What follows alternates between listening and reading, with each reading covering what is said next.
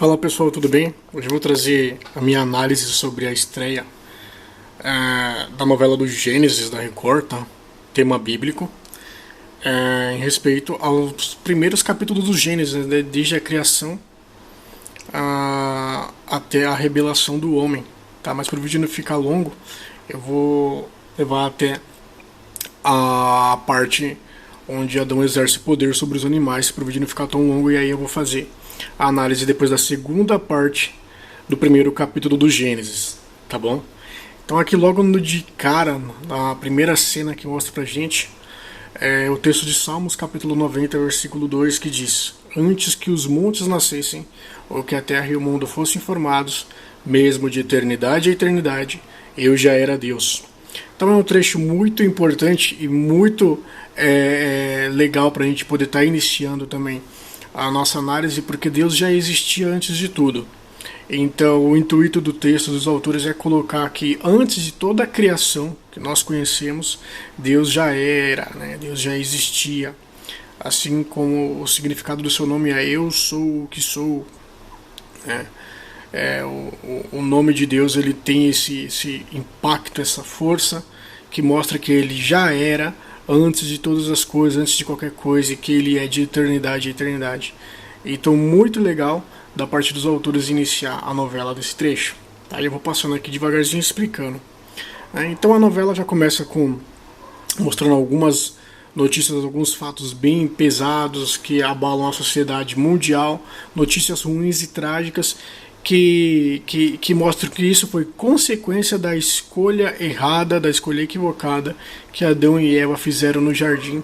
Então, para contextualizar, os autores colocam isso para a gente poder entender a origem de como foi que a maldade começou no mundo, que foi por meio do pecado adâmico, né, do pecado de Adão e Eva, lá no Jardim do Éden. Então, os autores colocaram algumas coisas, algumas notícias que dizem respeito à crise global, doenças, fome, peste, tudo, para poder contextualizar com o primeiro livro, né, que no caso é Gênesis, para a gente poder entender como foi que tudo isso começou, tá? E que não era da vontade de Deus que isso acontecesse, mas aí a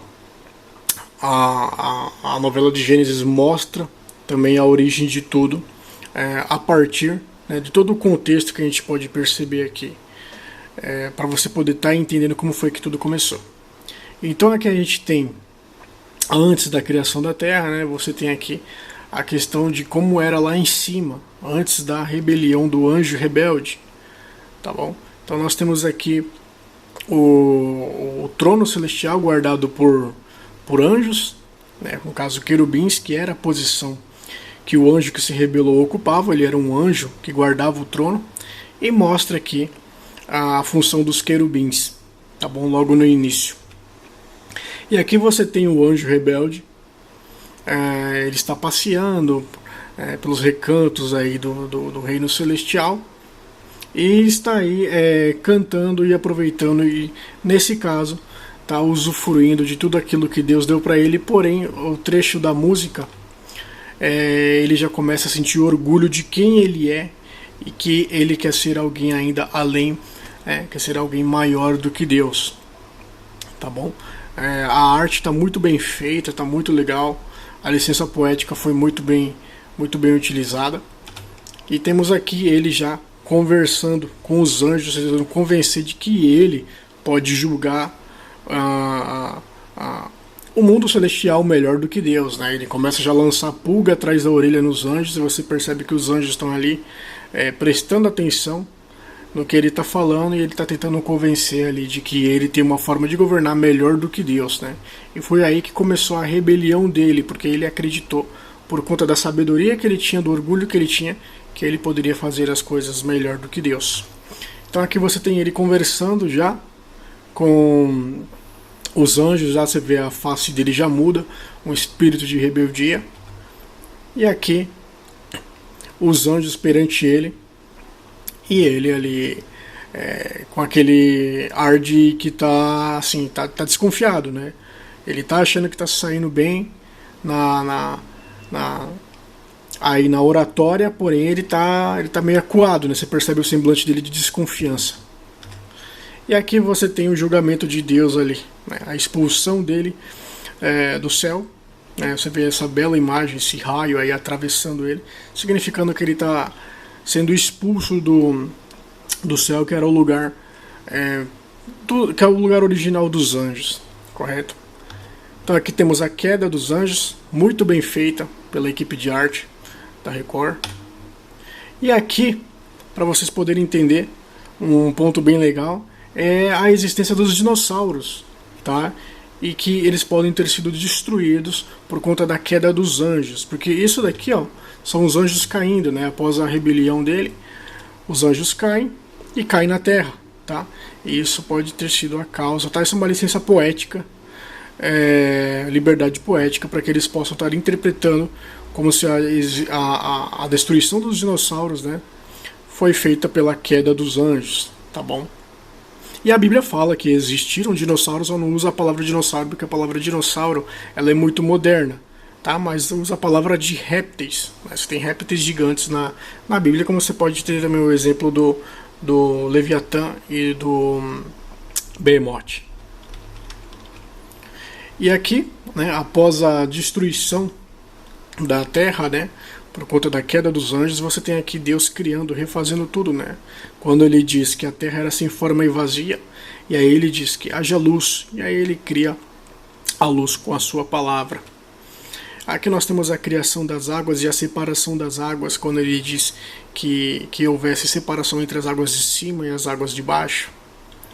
E aqui nós temos quando Deus diz que haja terra seca, né, dentre as águas, né, do meio das águas, uma porção de terra seca, muito bem feito.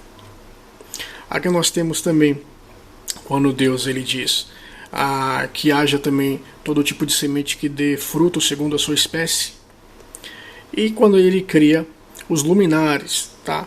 Então o sol e a lua e as estrelas, né, para que sirvam de sinais e de estações, e que o sol governe o dia e a lua governe a noite. Muito bem feito pela equipe de arte da Record. E aqui temos a criação dos animais aquáticos, tá, da vida aquática, e aqui dos animais terrestres, né, tanto das aves quanto dos animais terrestres. Aqui esse belo jardim, né, muito bem feito, um cenário muito bonito, mesmo que sejam efeitos especiais, né, mas está muito bem feito essa projeção, né, de como seria o Jardim do Éden. E aqui nós temos já no sexto dia, né, após esses dias criativos, nós temos agora no sexto dia aqui a criação do homem. E você repare que nesse canto aqui mais brilhante é a mão de Deus formando o homem direto do barro. Tá muito bem feito pela equipe da Record, muito bem feito, uma coisa assim, mostrando bastante carinho na forma como Deus lida também com a humanidade, porque o ser humano ele foi feito diretamente pelas mãos de Deus, diferente das outras criações, porque Deus fez as outras criações por meio da palavra.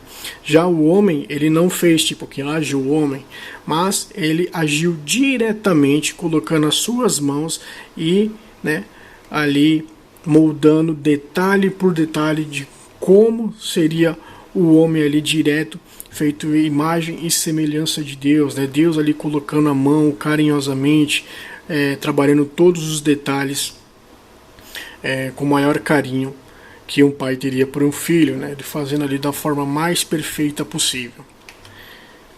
E aqui, né, após a criação do homem, Deus ele fala para Adão, né, que você pode comer de toda a árvore, menos da árvore que está no meio do jardim, que no caso é essa árvore aqui, que a equipe imaginou e colocou uma árvore de folhas brancas e frutos azuis, né? Achei bem legal, tem um destaque também porque ela era agradável aos olhos.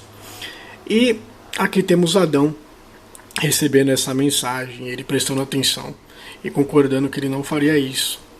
Tá? E aqui temos o domínio do homem sobre os animais, né? Após Deus criar o homem, Deus disse para ele que ele cuidaria do jardim, deu tarefas para que cuidasse do jardim, que colocasse o nome dos animais, mas que os animais também estariam sujeitos a ele. Tanto os animais da terra, os animais da água, os animais do mar, todos estão em sujeição Adão. Tá? Então eu vou terminar minha análise aqui da primeira parte do capítulo de Gênesis, tá? Para o vídeo não ficar muito longo, e eu vou trazer a segunda parte.